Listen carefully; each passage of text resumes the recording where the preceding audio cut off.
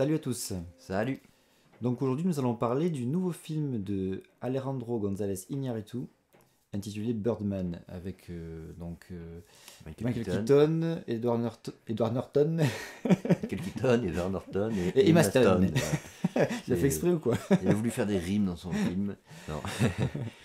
Ouais. Ça pourrait, parce que franchement dans son film il y a tellement de choses différentes quoi que... Bon bref. Oui. Donc ce film, pour y aller d'entrée on va vous dire on l'a adoré quoi. Enfin, moi ça faisait longtemps que j'avais pas vu un film qui m'a autant plu en fait. Ça fait des années que j'attendais un film comme ça quoi. Moi c'est un peu pareil. Enfin, peut-être pas pareil, peut-être pas depuis des années, mais. Ben, de sortie au cinéma, ouais. Après il y a des films que j'ai découverts qui étaient plus anciens. Oui, voilà, ouais. Qui m'ont plu, mais sorti au cinéma ça faisait quand même longtemps. Ouais, c'est parce que c'est un film qui est très ambitieux déjà à la base et qui, enfin nous on trouve qu'il est quand même réussi quoi dans son ambition quoi, ce qui est déjà rare quand un film est ambitieux en général, il y a toujours des défauts parce que c'est forcément compliqué d'atteindre son ambition. Et là en fait on voit pas trop quoi. Il y a peut-être des trucs qui auraient pu être plus poussés ou qui auraient pu être peut-être mieux, mais c'est pas très ils sont grave. ils sont pas mauvais pour autant. Ouais. On va pas trop parler de l'histoire, mais on va parler plus du ressenti peut-être qu'on a eu. Donner la base du truc Oui, quoi. bah vas-y alors. Donc en fait c'est Michael Keaton. Qui est un acteur qui s'est fait connaître à Hollywood pour un rôle de super-héros, qui cherche à se faire reconnaître plus pour son talent vraiment d'acteur et plus de quelque chose d'un peu plus, je veux dire d'intellectuel, un peu plus intellectuel, un peu plus artistique que du super-héros pour voilà, blockbuster, voilà, tout ça. Et donc en fait il monte une pièce de théâtre et tout le film se passe plus ou moins autour de ça, sur les premières représentations et tout ça quoi. Les derniers tests et les premières représentations. Ouais. Et donc là où c'est intéressant, d'un point de vue purement formel, c'est que le film c'est quasiment un plan séquence. Bon, c'est un faux plan séquence quoi. C'est un petit peu comme Oui, la corde d'Hitchcock. Il y a des endroits où il y a des raccords, ils passent dans le noir, ou des choses comme ils ça. ont fait des raccords, voire des Des fois, raccords en numérique. ouais, je pense qu'il y a des raccords numériques par moment, un petit peu comme il y avait dans Le Fils de l'Homme et dans Gravity. Mais du coup, tout le film, visuellement parlant, donne un effet de plan séquence du début à la fin. Voilà, c'est ça. Ce qui est en fait très cohérent par rapport au fait que ce soit tout autour du théâtre, hein, puisque le théâtre, t'as pas de coupure, t'as pas de montage quoi dans le théâtre. Enfin, t'as des coupures, mais c'est... Je pense que ça a plusieurs avantages, ça a cet avantage-là, de rappeler le côté théâtral du coup. Mais ça, moi je pense que ça aussi, ça rajoute, parce qu'il faut savoir qu'il se passe plein de problèmes en fait, et que le personnage de Michael Keaton, tout le long du film, il a plein de problèmes et ça lui pèse de plus en plus. Il a du mal à gérer la situation et tout s'enchaîne et tous les problèmes qui arrivent. Et finalement, c'est un peu ça, c'est-à-dire que le fait qu'il n'y ait pas de coupure, qu'il n'y ait pas de montage du coup, dans ce sens-là, du moins, euh, fait que tout s'enchaîne, les personnages se croisent, ils disent des trucs, il va croiser notre personnage, et tous les trucs vont s'enchaîner, et les problèmes s'accumulent en fait sans qu'on ait le temps de respirer quelque part par une coupure. Parce qu'il y a ce qu'en fait sont confrontés donc à divers problèmes qui peuvent être des problèmes liés aussi au cinéma. Hein. Quand on monte un projet, quoi, en fait, c'est compliqué. Il faut gérer les gens, il faut gérer le budget, il faut gérer la communication, etc.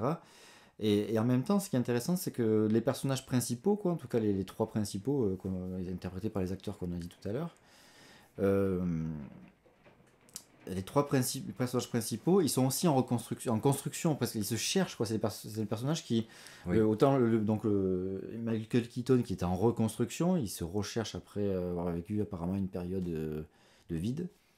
Sa fille, elle a l'air de pas avoir trop de cadre aussi, elle est encore jeune et tout ça, donc elle se cherche aussi un petit peu.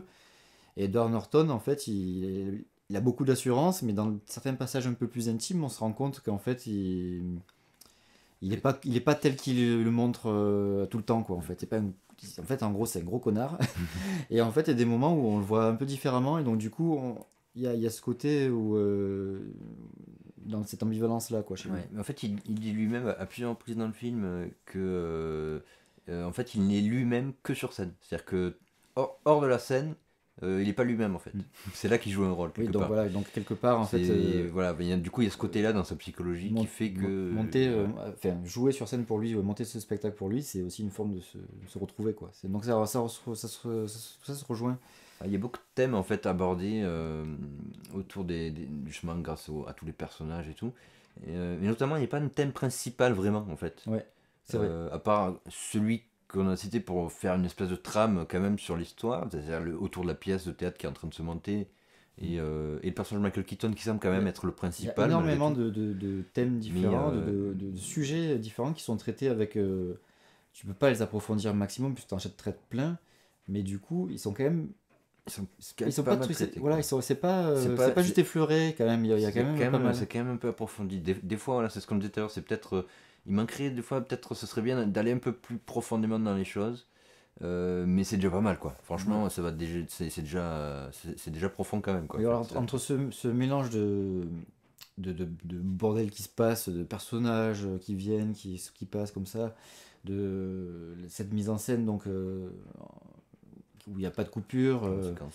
en plan séquence, enfin, tout ça, et la multitude de thèmes quoi aussi qui se mêlent, ça donne un côté un petit peu chaotique quoi, et qui est aussi cohérent je pense par rapport au fait de se retrouver, de monter quelque chose, enfin, il y a quelque chose de bouillonnant dans le film en fait qui est Ouais. enfin voilà, ça prend un peu au trip quand même parce que ça parle je pense à pas mal d'entre nous, enfin tous ceux qui essayent de faire un peu de la création quoi, en tout cas. En tout cas, ouais, toutes les personnes qui ont un petit peu une démarche artistique, qu'elles en fassent quelque chose, que ce soit des peintres qui exposent, ou que, j'ai envie de dire, pour donner un exemple du peintre, ou qui reste chez lui et qui montre jamais ses peintures, mais c'est un peu pareil, ça va leur parler vachement quand même. Mm. Il y a forcément des trucs qui reviennent. Mais après, je pense qu'il y a aussi l'intérêt, même si tu n'as pas une activité artistique, tu peux avoir l'intérêt public de savoir, de connaître ça du coup, Mais sur après, les artistes quelque part. Du coup. au point de vue peut-être plus grand public, je pense que le film n'est pas forcément fait pour quoi déjà, ne serait-ce que par son rythme et ses particularités de parti pris par rapport aux voix qu'il entend, parce que le personnage principal entend les voix de son personnage Birdman qui lui parle et qui le pousse en fait à essayer de retrouver, aller vers la facilité du succès quoi en fait, comme il est avant, faire De tu retourner t'en faire fous un toi Birdman. de faire des trucs de théâtre comme ça, t'as pas besoin de ça, t'es un super héros, t'es un super acteur, t'es génial, des trucs comme ça. C'est un peu l'ego qui parle quoi. Ouais, c'est un peu tout le long du film. Et donc il y a des parties pris comme ça qui est un peu étrange. Ouais. On sait jamais trop où ça va. En fait, il y a aussi un côté. Et en plus, justement. on sait jamais trop où ça va. Et au final, même à la fin du film, on sait pas vraiment ce que c'était, quoi, finalement. Parce qu'il y a un petit truc à la fin qui fait qu'il y a une remise en cause Ouais. de certains acquis. Donc, Mais, en plus, c'est vraiment dans la scène d'ouverture, il te le montre direct, le premier plan, et bon, du coup, je dis pas quand même, mais et du coup, à la fin, ça finit quand même sur ce thème-là, ouais. sur ce questionnement-là. Ça reste, il y a une espèce de boucle aussi. Oui, en fait, En le film quelque est sorte. bouillonnant, mais il ne construit rien de précis. En fait, il construit rien. C'est juste un état bouillonnant, quoi. Bah, J'ai ouais, l'impression. Il n'y a pas d'aboutissement de rien, quoi, Non, quasiment. non, il n'y a pas vraiment d'aboutissement. Il y a des évolutions de personnages qui Ouais. évoluent pendant cette période-là, vont changer d'avis sur certaines choses, qui vont changer peut-être d'optique de vie, j'ai envie de dire, de comment ils vivent actuellement. Il y a des réflexions personnelles, des personnages, il y a plein de trucs qui se passent, qui font que ça évolue, mais il n'y a pas forcément de finalité, non. Et donc, du coup, ce qui est intéressant aussi, c'est qu'on peut faire le parallèle avec la carrière de Michael Keaton. Enfin, je pense qu'il y a beaucoup de gens qui l'ont compris. Ça, par contre, c'est vraiment C'est assez évident, ouais. assez évident parce que, bon, Michael Keaton, c'était le Batman de Tim Burton, quoi, dans les années 90. Il a gagné, je ne sais pas combien, mais bon, il a été payé pour des blockbusters, quoi, par des gros studios. Donc, du coup, il a été célèbre, il a gagné énormément d'argent. Et puis, lorsqu'il a plus fait Batman, ben, il a plus rien fait, quoi. Il a fait Il a fait des choses, il a fait des choses, mais c'est sûr que c'était plus la célébrité, quoi, derrière. ah, Quoi. mais c'était voilà, ça changeait du tout au tout, quoi. Du coup, Et du coup, voilà, c'est vrai une que grosse traversée du désert jusqu'à ce film Birdman où du coup il fait un film Quelque qui part, restaure entre guillemets ses qualités d'acteur parce que c'est un excellent oui, acteur parce quoi. on n'a pas précisé C'est d'ailleurs, c'est les celui qui acteurs fait sont. Beetlejuice et qui fait Batman quoi. Je veux dire les deux trucs opposés, je veux dire pour arriver déjà à faire les deux. C'est vrai. Mais c'est vrai que du coup, on n'a pas précisé, mais les acteurs sont monstrueux dans ce film aussi. Même Edward Norton, pareil, on le voyait plus trop. C'est Il vrai. revient, et dans les derniers films où je l'avais vu, je trouvais qu'il faisait toujours les mêmes trucs, alors que j'aime beaucoup cet acteur à la base, et il m'impressionne vraiment. Et là, je l'ai trouvé monstrueux aussi. Il a été bien, enfin, peut-être bien dirigé aussi, mais enfin, tous les acteurs, je les ai tous trouvés très très bons, Mm. et vraiment, enfin, vraiment impressionnants. Ouais, je voulais dire un truc par rapport bon du coup donc par rapport à Michael Keaton, il y a aussi pas mal de trucs autour des super-héros, des films de super-héros Mhm. et des blockbusters en général qui entre guillemets voilà, il y a une Oui. critique mais en fait elle est c'est une critique, mais je veux dire, c'est pas poussé, quoi. Je veux dire, c'est comme quelqu'un sur un forum qui va marquer vous faites chier d'aller voir des films, des blockbusters, vaut mieux aller voir Godard ou je sais pas qui. Enfin, tu vois, Oui, parce que ça va pas plus loin, en fait, vraiment dans le discours. Euh, mais disons que ça pose au moins les bases de toutes les réflexions qui vont graviter autour de voilà, c'est ça. ce que je veux dire, parce que ça amène en fait plein de choses au niveau des personnages. Et notamment, c'est la réflexion de base du personnage de Michael Keaton Mm. qui, euh, qui veut faire du théâtre pour faire quelque chose de qualité artistiquement, quoi. Donc, c'est un des thèmes de base, malgré tout. Ouais, mais entre guillemets, ça montre quelque part aussi que ce genre de film, c'est assez pervers, quoi, quelque part. Parce que tu peux être au firmament des étoiles, et puis le Oui, lendemain, tu peux être au firmament de la poubelle. oui, Donc, oui, c'est. ben, Voilà. Donc, c'est. Voilà, bon, bref. Donc, il y a tout ça, je ne vais pas trop pas en dire par rapport à ça, et puis je pense qu'il n'y a pas grand chose de plus à dire. Mais je fais aussi le lien, du coup, puisque ça fait. Il y a un rapport avec le blockbuster, et aussi par rapport au fait que c'est un film qui est basé sur un plan séquence en continu quasiment tout le film. Moi j'ai pensé de suite à Gravity en fait. Ça m'a fait penser à Gravity et ce film c'est quasiment l'antithèse de Gravity quoi. Gravity ça se passe dans l'espace, c'est une mise en scène virtuose à travers ce plan séquence et avec des mouvements de caméra de fou, une précision incroyable dans la rythmique, la dynamique, enfin c'est vraiment, voilà c'est même limite un peu froid. Et ce film là c'est tout l'inverse, ça se passe tout en à intérieur l'intérieur. quasiment. Ouais, quasiment. Euh, C'est C'est filmé à l'épaule. filmé à l'épaule, donc c'est pas des mouvements prévus par ordinateur comme dans Puis Gravity. il y a des mouvements super bizarres, genre tu es en train de filmer un personnage, il y a des personnages qui rentrent dans la pièce sur le côté, du coup la caméra va faire un mouvement comme ça, 2 secondes, et puis va revenir juste pour montrer qu'il y a des mecs qui arrivent dans la pièce. Et c'est limite bizarre même presque. Oui, mais ça fait plus reportage presque Ouais, que film millimétré c'est un comme peu... l'autre. Donc du coup, Ouais, c'est quand un même peu. très différent, même L'approche c'est pas la même. l'approche en fait j'irai plus le trouver, du plan séquence, pardon, est différente et plus pour se rapprocher des personnages d'un point de vue réaliste, ce qu'il avait, à mon sens, un peu loupé quand même dans Gravity, parce que ne serait-ce que la caméra qui te passe à travers La visière. la visière Ouais, de Sandra finalement Bullock, tu perds le réalisme. tu perds le réalisme en fait du truc, et bon, c'est une scène détail, mais je trouve que globalement, Il y a plusieurs. ça manque un peu, manque un peu d'empathie, je trouve, parce que c'est trop parfait quoi. Alors que dans Les Fils de l'Homme, il y avait plus ce côté un peu reportage, plus filmé à l'épaule, sans les caméras qui tournent dans tous les sens. C'était vraiment très proche des personnages, très simple au niveau de la manière de poser la caméra, et ça fonctionnait du coup du feu de Dieu quoi, je trouvais dans Les Fils de l'Homme. Mais par le rapport au personnage du coup. Oui voilà. Et donc dans Birdman c'est pareil. Dans Birdman, C'est la même très proche des personnages. c'est plus l'approche qu'il y avait dans Les Fils de l'Homme à ce niveau-là.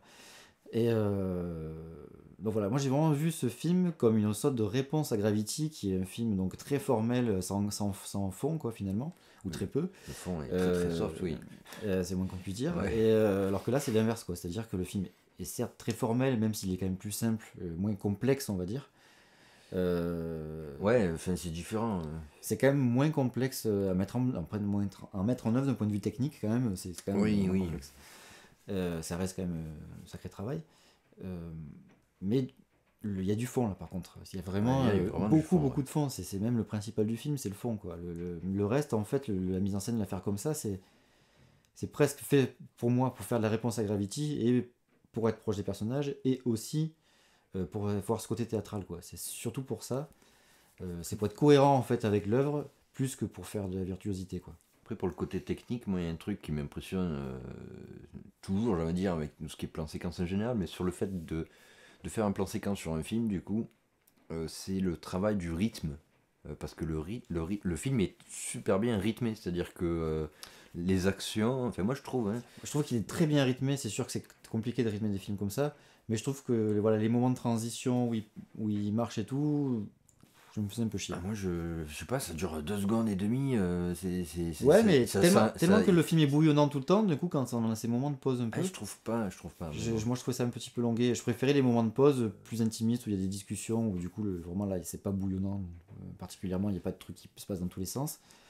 Et on est plus dans une scène un peu intime que voilà, sur les mecs qui traversent la rue. Malgré tout, je trouve qu'il y a un travail sur le film qui est quand même monstrueux, quoi. Il y a vraiment un travail à tous les niveaux enfin, technique, et d'écriture, qui est Direction vraiment d'acteur, direction d'acteur, tout est vraiment d'un niveau impressionnant, je trouve. Oui. Ça, voilà, ça c'est clair. Bah après, avec Inaritu, je sais pas si vous avez vu ses autres films, quoi. Il a fait 21 grammes, il a fait Babel. Le dernier, je l'ai toujours pas vu, Beautiful. Il a fait Amour Chienne aussi. Voilà, là, tous ces films, il n'a pas fait tant que ça, et tous ces films sont vraiment très bien. Paraît-il que Beautiful est un peu moins bien, mais j'ai pas vu donc je peux pas juger. Mais voilà, enfin, c'est quand même un réalisateur qui a toujours marqué par ses qualités de metteur en scène et de directeur d'acteur, quoi. C'est vraiment un mec, franchement, à ce niveau-là, parfait. Je crois qu'il avait eu, d'ailleurs pour Babel, il avait eu le prix de la mise en scène à Cannes. Vraiment, voilà, qui maîtrise, quoi. Ça, il n'y a pas de souci. Mais ce qui est bien, c'est qu'il va au-delà de la maîtrise. C'est-à-dire que sa maîtrise, il s'en sert pour raconter quelque chose d'intéressant. C'est le principal, j'ai envie de dire. C'est pas fait pour faire des belles images et des beaux trucs super compliqués à faire, mais qui n'amènent rien de plus que d'être compliqué à faire. Là, ça a vraiment un intérêt dans la structure, ça a vraiment un intérêt par rapport au personnage. Ben, ça peut vraiment pousser la réflexion. Voilà, moi je pense qu'on a fait le tour. Ouais, il y avait des questionnements que je me posais sur la musique de batterie. Dès le début, on entend une musique faite. La musique est faite que de batterie. Bon, en fait, il y a aussi d'autres musiques dans le film, mais celle-là est récurrente et c'est presque une espèce de solo, voire arythmique, parce qu'il n'y a pas vraiment un rythme très défini, c'est un peu expérimental. Rien que le titre, comment il s'affiche. Ah oui, il s'affiche en suivant les coups qu'on entend de la batterie, en fait. Ta, ta, ta, ta, ta, ta, ta. Voilà. Mais je me suis posé la question en arrivant à la fin du film, et du coup, il faudrait que je le revoie pour essayer de voir ça. Mais je me suis posé la question s'il y avait un intérêt aux endroits où il avait mis cette musique-là. Parce qu'à la fin du film, il y avait une espèce de pseudo-logique, mais il faudrait que je revoie le film. Ouais, là, voilà. J'avoue, je ne saurais dire. Voilà, c'est tout. Écoutez, merci de m'avoir regardé, et j'espère que vous irez voir ce film qui est vraiment terrible. Au revoir. Ciao.